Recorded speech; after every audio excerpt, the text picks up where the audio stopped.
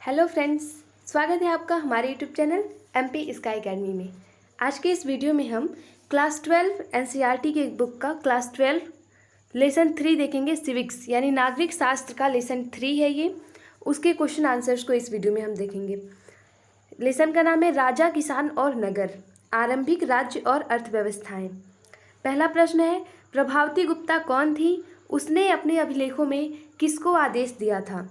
उत्तर लिखेंगे, प्रभावती गुप्ता गुप्त सम्राट चंद्रगुप्त द्वितीय की पुत्री थी। इनका विवाह वकाटक नरेश रुद्रसेन द्वितीय से 380 ईस्वी में हुआ था।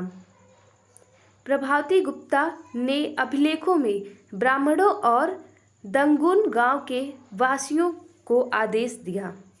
दूसरा प्रश्न है, अशोक के अभिलेख किन किन भाषाओं तथा लिपियों में लिखे गए थे?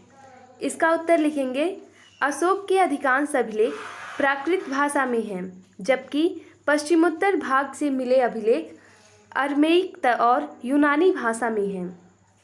प्राकृत भाषा के अधिकांश अभिलेख ब्राह्मी लिपि में उत्कीर्ण किए गए हैं, जबकि पश्चिमोत्तर के अभिलेख खरोष्टी में लिखे गए थे। अरामाइक व यूनानी लिपियों का प्रयोग अफगानिस्तान से मिले अभिलेखों में किया गया है। तीसरा प्रश्न देखेंगे हम, अशोक द्वारा धारण की गई 2 उपाधियों को बताइए।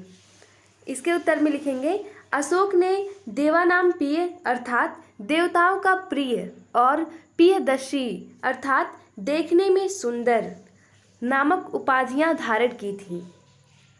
चौथा प्रश्न लिखेंगे, प्रयाग प्रशस्ति अभिलेख के विषय में संक्षिप्त वर्णन कीजिए।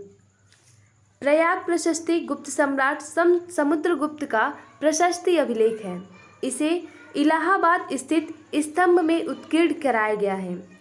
संस्कृत भाषा में रचित इस प्रयाग प्रशस्ति के रचनाकार समुद्रगुप्त के राजकवि हरिसेन ने अपने सम्राट समुद्रगुप्त के प्रशंसा में लिखे थे। इस प्रशस्ति में समुद्रगुप्त की तुलना कुबेर, इंद्र, वरुण तथा यम देवताओं से की गई है। नेक्स्ट क्वेश्चन है, अग्रहार क्या था?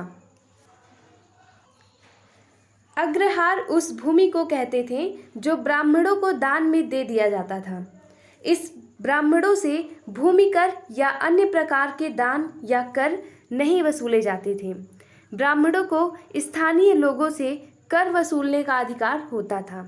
नेक्स्ट क्वेश्चन है, श्रेणी किसे कहा जाता था तथा इसके प्रमुख कार्य क्या थे?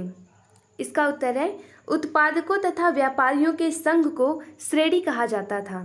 ये श्रेणियाँ संभवतः पहले कच्चे माल को खरीदती थीं, फिर उनसे तैयार सामान को बाजार में बेच देती थीं। इसके बाद का क्वेश्चन है, संगम ग्रंथ क्या है?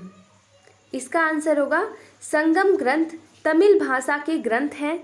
इनके द्वारा तमिल देश के सरदारों यथा चेर, चोल तथा पांड्य के विषय में जानकारी प्राप्त होती है।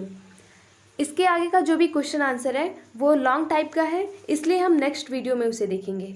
धन्यवाद।